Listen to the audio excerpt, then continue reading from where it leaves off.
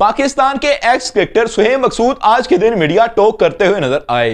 पाकिस्तान के sports journalist राउल्ला साहब के साथ ये बात कर रहे थे। उनके साथ बात करते हुए चंद हकाइक से इन्होंने पर्दा उठाया और वो ऐसे हकाइक थे कि शायद आपको भी ये हैरान करके रखते हैं, क्योंकि मैं तो इन चीजों को लेकर काफी ज्यादा शौक हुआ हूं। मुझे बाकायदा इन चीजों को सुनकर रोना आया कि सुहेब मकसूद कितना बड़ा प्लेयर था। सुहेब मकसूद ने अपने बारे में जो बातें की हैं वो काफी ज्यादा इंटरेस्टिंग बातें थी। पहले उन चीजों को सुनिए। राउल्ला साहब ने इनसे पूछा कि आप क्रिकेट के अंदर एक बड़ा नाम थे, आपको तमाम लोग जानते तो हैं, लेकिन आपका कैरियर बहुत शॉर्ट था।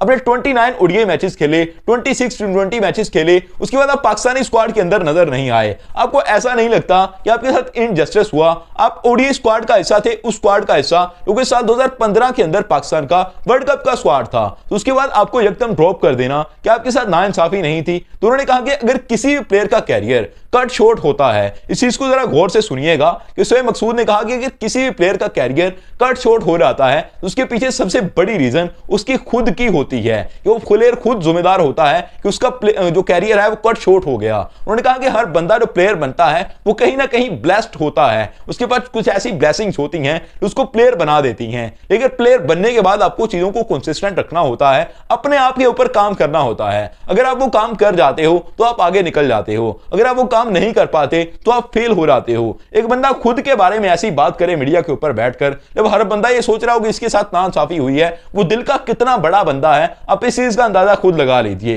हालांकि अहमद शहजाद के बारे में अगर बात करें तो उनकी परफॉर्मेंस नहीं भी आती थी, वो पाकिस्तानी टीम को ब्लेम करते थे, पाकिस्तान क्रिकेट बोर्ड को ब्लेम करते थे, इनकी इंतजामिया को ब्लेम करते हुए नजर आते थे, लॉबिंग को ब्लेम करते थे कि लॉबिंग टीम के अंदर होती है, लॉबी अच्छी नहीं है, इसी वजह से पाकिस्तानी टीम के अंदर बिगाड़ पैदा होता है। बहुत सारी बातें वो करते थे। आजम खान अपनी फिटनेस को लेकर फोकस नहीं हुए, इन्होंने अपनी बैटिंग के ऊपर फोकस जरूर किया लेकिन अपनी फिटनेस के ऊपर फोकस नहीं किया। वो भी इस चीज का एक मिसाल है कि इन्होंने जिस तरह से काम किया, वो मेरे ख्याल से सुहेब मकसूद इसी चीज के बारे में बात कर रहे थे कि अगर आप टीम के अंदर आ जाते हो तो उसके बाद आपको अपनी फिटनेस के ऊपर काम करना होता है। सुहेब मकसूद ने कहा कि साल 2015 के वर्ल्ड कप के अंदर मैं स्क्वाड का हिस्सा था, फिर उसके बाद मुझको वाइस कैप्टन बनाने के बारे में बात की जा रही थी, लेकिन फिर मेरी रिस्ट इंजरी हुई, मैं पाकिस्तानी स्क्वाड के अंदर वापसी नहीं कर सका। मेरी 2-3 सर्जरीज ऐसी हुई और सीरियस इंजरीज हुई कि मैं 160 दिन के बाद पाकिस्तानी टीम के अंदर वापस आ जाता था और मुझे पाकिस्तानी टीम से फिर ड्रॉप कर दिया जाता था, क्योंकि परफॉर्मेंस फिर ऐसी नहीं आ रही होती। ये बंदा जो खुद ऐसी बातें करता है अपने बारे में, वो दिल का एक बड़ा बंदा है और साफ बंदा है। लेकिन सुहेब मकसूद के कैरियर की और इंटरेस्टिंग बात यह है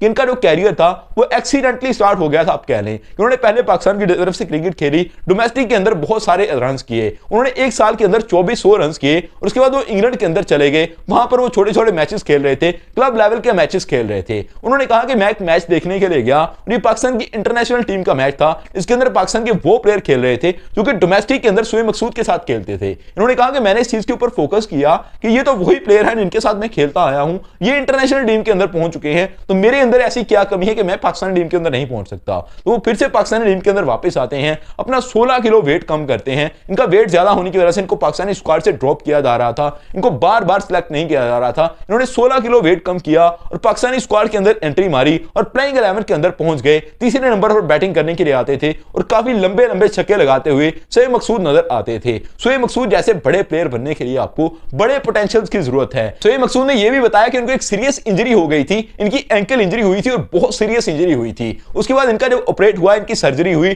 तो आंख खुलते ही इन्होंने सबसे पहला सवाल यह पूछा कि क्या मैं दोबारा से क्रिकेट खेल पाऊंगा या मैं नहीं खेल पाऊंगा। यह होता है एक प्लेयर का एग्रेशन, यह होता है उसके अंदर पोटेंशियल और यह होता है पैशन आपको खेलने के लिए जो मजबूर करता है। तो मेरे ख्याल से पाकिस्तान के बहुत सारे प्लेयर्स को इस चीज को समझना चाहिए कि अगर इनको क्रिकेट खेलनी है तो कितना पैशनेट होना है। अगर इतना पैशनेट होकर आप क्रिकेट खेलते हो तो आप पाकिस्तानी क्रिकेट टीम के लिए बहुत अच्छा कर सकते हो। साइम अयूब के बारे में इन्होंने बात करते हुए कहा कि उसके अंदर बहुत पोटेंशियल है, वो पाकिस्तानी टीम का बड़ा सरमाया है, आने वाले टाइम के लिए पाकिस्तानी टीम के लिए एक बड़ा एसेट है। पाकिस्तानी क्रिकेट टीम ने जिस तरह से उसको संभाला है, ये चीजें क्लियर भी हो गई है कि पाकिस्तानी टीम को ये कितना फायदा दे सकते हैं। साइम अयूब की जरा सी इंजरी हुई, उनको उठाकर लंदन के अंदर लहराया गया। मोहसिन नकवी साहब खुद इसके ऊपर गौर फिक्र कर रहे हैं। असफ अली जरदारी साहब जो कि पाकिस्तान के प्रेसिडेंट हैं, उन्होंने इस चीज के बारे में बात की, साइम अयूब की उन्होंने सेहत दरियाफ्त की, क्योंकि इस चीज को क्लियर करती है कि पाकिस्तान क्रिकेट बोर्ड अपने प्लेयर्स को लेकर काफी ज्यादा कंसर्निंग है और बहुत ज्यादा इनके ऊपर फोकस किए हुए है। Subscribe channel for more videos. Thank you, I love you to be with us.